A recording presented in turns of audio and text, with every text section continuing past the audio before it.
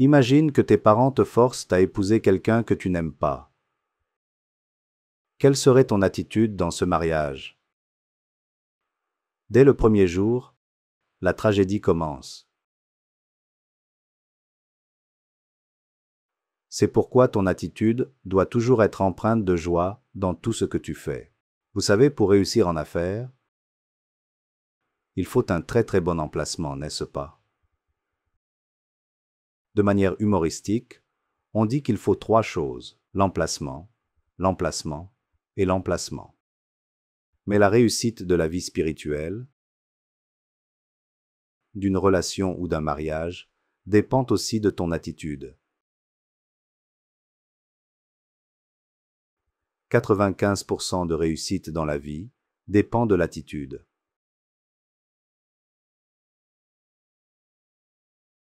Je vais te donner l'exemple d'un étudiant à qui le père impose une filière de maths,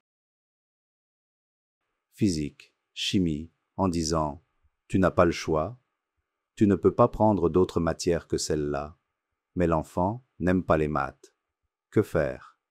Les parents forcent l'enfant et il finit avec des mauvaises notes parce qu'il n'aime pas les mathématiques. Il y a déjà un préjugé négatif et une attitude différente à ce sujet. Supposons maintenant que tes parents te disent « Tu dois méditer, sinon tu n'es pas une bonne personne. » Et tu es forcé à méditer. Quel genre de méditation serait-ce? Le pire exemple que je peux donner, c'est celui où tes parents te forcent à épouser quelqu'un que tu n'aimes pas. Quel genre d'attitude auras-tu dans ce mariage? Dès le premier jour, la tragédie commence.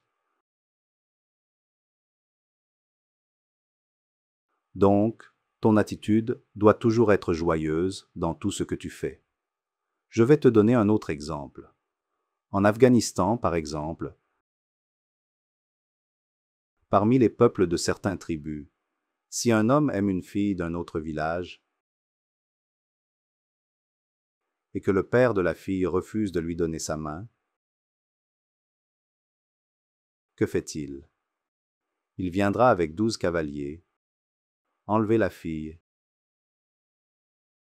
et l'épouser à la mosquée. Mais dans un amour réel, que fait un garçon? Il se met à genoux et la supplie avec une demi-douzaine ou une douzaine de roses et une magnifique bague en diamant en disant « Veux-tu m'épouser, s'il te plaît ?» Et puis, il y a une d'autres garçons qui tirent les cheveux de la fille en criant « Toi, espèce de... tu ferais mieux de m'épouser. »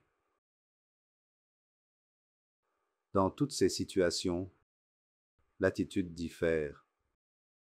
Imagine maintenant que tu sors avec une copine ou un petit ami qui a l'habitude d'aller, en premier, voir un film au cinéma. Tu dis à ta copine « D'accord, on va aller au cinéma de 15h à 18h. »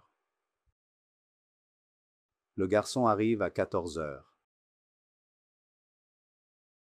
1 heure à l'avance. Il ne dort pas de la nuit en se répétant « Demain, je vais au cinéma. Demain, je vais au cinéma. » Il commence à se préparer. Il se rase bien et met du parfum. Demande même à sa mère « Est-ce que je suis bien habillé ?» Et il va au cinéma tout nerveux. Et la fille? Elle arrive toute détendue, 2 minutes avant 15h. Et pendant cette heure-là, ce pauvre garçon fait les 100 pas. Il va de gauche à droite, se tourmente. Comme pas possible pendant 1 heure sans arrêt. Tout impatient et agité et transpire comme pas possible. Pourquoi elle ne vient pas? Peut-être qu'elle ne m'aime pas. Tout cela lui passe par la tête. Quand nous adorons Dieu, quelle devrait être notre attitude? Et qui invitons-nous? Nous invitons la divinité dans notre cœur. Nous invitons le Seigneur lui-même dans nos cœurs. Alors, Quelle doit être notre attitude? Je ne dis pas qu'on ne doit pas dormir la nuit. Mais avec un cœur rempli de prières, nous pouvons nous endormir avec la promesse que, dès que je me réveille, mon Seigneur, nous serons ensemble. Maintenant, c'est le Seigneur qui devient impatient, et non toi. Le Seigneur attend de tels cœurs. Et quand tu médites avec cette attitude, ton état intérieur spirituel émergera de lui-même, parce que tu aspires à cela. Tu aspires au Seigneur, tu désires ardemment ton Dieu bien-aimé, qui est bien plus précieux qu'un copain ou une copine. Il n'y a rien de mal à avoir un ami, bien sûr, mais n'oublie jamais ce qui compte vraiment dans la vie. Et plus tard, quand tu te maries, vous deux devenez les seigneurs de l'un et l'autre. Personne n'est un seigneur, tous deux deviennent les seigneurs l'un de l'autre. Mais ça, c'est toute une autre histoire, voyez-vous. Mais ton attitude te façonnera ou te détruira.